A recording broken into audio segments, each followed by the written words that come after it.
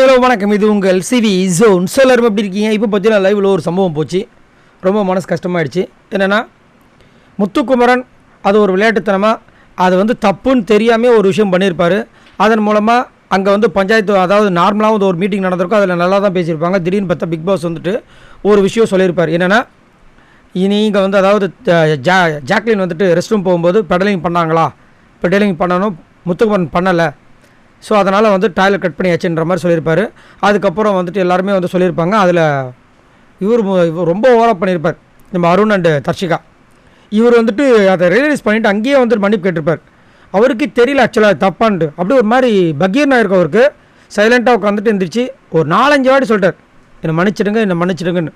இவ்வளோ தூரம் மன்னிப்பு கேட்டதுக்கு அப்புறமும் இது ஒரு பெரிய தேச குத்தம் மாதிரி திரும்ப பிக் பாஸும் நீங்கள் டாய்லெட்டை வழக்கம் போல் யூஸ் பண்ணிக்கலாம்னு சொல்லினதுக்கு அப்புறமும் தர்ஷிகா புதுசாக கிளப்பி அது ஒரு பிரச்சனையை உண்டாக்கி ஆக்சுவலாக அதுக்கு பனிஷ்மெண்ட் கொடுத்துட்டாங்க. என்னென்னா, சாப்பாடு சமைச்சு முடிக்கிற வரைக்கும் முத்துக்குமரன் தான் சைக்கிளிங் பெடலிங் பண்ணணும்னு சொல்லிட்டாங்க. சொன்னதுக்கப்புறமா அவர் விதிச்சாருன்னா நான் சாப்பிட மாட்டேன், ஏன்னா அவ்வளவு காண்டு. இது எப்படி ஆகிடுச்சுன்னா, முத்துக்குமரனுக்கு புதுசாக இருக்குது. நம்மளுக்கெல்லாம் பழகி போச்சு. முத்துக்குமரனில் யாரெல்லாம் வன்மத்தில் இருக்காங்கன்ற விஷயங்கள் நம்மளுக்கு தெரியும். அது அவருக்கு புதுசாக போயிடுச்சு. ரொம்ப வருத்தப்பட்டார். தனியாக உட்காந்து ஃபீல் பண்ணுறாரு. ஒரு மாதிரி கண் கலங்குறாரு. அன்ஷிதா இதுக்குடா இவ்வளோ ஃபீல் பண்ணுறேன் அப்படின்னு கேட்கும்போது, இல்லை இவ்வளோ நாள் என் மேலே இவ்வளோ இதுவாக இருந்திருக்காங்கன்னு தெரியாமே நான் இருந்திருக்கேனே. அப்போது ஃபஸ்ட்டு நாள்லேருந்து 65 நாள் நான் இவங்க நல்லவங்க என் மேலே அன்பாக தான் இருக்காங்கன்னு நினச்சி நான் தான் ஏமாந்துட்டேனா அப்படின்னும்போது, ஏன் நீ இவ்வளோ ஆட்ட வர அப்படின்னா, இல்லை நான் இது வரைக்கும் தர்ஷிகா அந்த மாதிரி பார்த்ததில்லை. அதே மாதிரி தர்ஷிகாவும் யாருக்கும் இந்த மாதிரி பண்ணதும் கிடையாதுன்றார். அவ்வளோ நம்பிக்கை.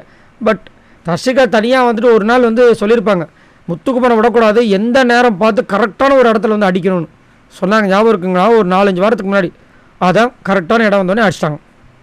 இப்போ அதை சொல்லி ஃபீல் பண்ணார். ஆனால் அன்ஷிதா கொஞ்சம் இதுவாக தான் சொல்கிறாங்க, இங்கே நீயே அதை வச்சு ஃபீல் பண்ணுறேன், இங்கே எல்லாருமே குத்துறதுக்கு தான் வந்திருக்கோம். அதில் எனக்கு இல்லை குத்துறதுக்காக தான், பட் இதை ஒரு நாள் கூட என்கிட்ட வெளிப்படுத்தவே இல்லைன்றதான் வருத்தமாக இருக்குது.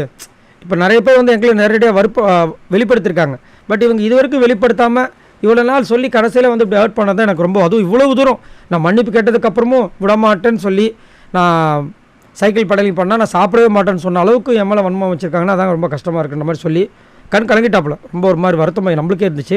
இத்தனைக்கும் திரும்ப ஜாக்லின் கேட்குற அளவுக்கு ஆகிப்போச்சு.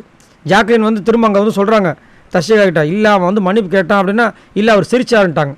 அவர் எங்கேயா சிரிச்சாங்க அப்படின்னு பார்த்தா, இங்கே அவங்களுக்கே ஒரு டவுட் கேட்குறாங்க, நீ சிரிச்சியா? நான் எங்கே சிரிச்சு நீ பார்த்தியா அப்படின்னா, இல்லை அங்கே சொல்கிறாங்க நான் சத்தியமாக சிரிக்கலை அப்படின்றாரு. இதை போய் சொன்னாலும் அங்கே நம்ப மாட்றாங்க. இதுக்கு மேலே என்ன பண்ணுறது? ரொம்ப ஃபீல் பண்ண மாதிரி ஆயிடுச்சு. ஆனால் இது கொஞ்சம் டூ மச்சாக இருந்தது. ஏன்னா ஒரு கேமில் இந்த மாதிரி தப்புகள் நடக்க தான் செய்யும். இதை விட பயங்கரமான தப்புகள் நடந்திருக்கு. ஆனால் இதுக்கு இவ்வளோ ஓவராக பில்டப் கொடுக்க வேண்டிய அவசியமும் இல்லை. அதுக்கப்புறமா கூடி பேசுகிறாங்க இந்த அருண், அதுக்கப்புறம் விஷால். இதெல்லாம் நம்ம தொழில் தானே, இதை போய் பனிஷ்மெண்ட்டாக கொடுக்குறாங்க. வேறு ஏதாவது பனிஷ்மெண்ட் கொடுக்கணுமா? என்ன இந்த பிக் பாஸ் விட்டு அனுப்பணுமா? அதெல்லாம் நடக்காது மகனே. உங்களை 2 பேரும் அனுப்பி விட்டு தான் அவர் போவார். கவலையாக போகாதுங்கன்னு மக்கள் கருத்து சொல்கிறாங்க.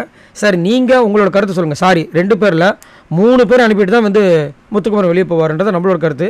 மறக்காமல் உங்களோட கமெண்ட்ஸ் போடுங்க. பாய் நண்பர்கள்.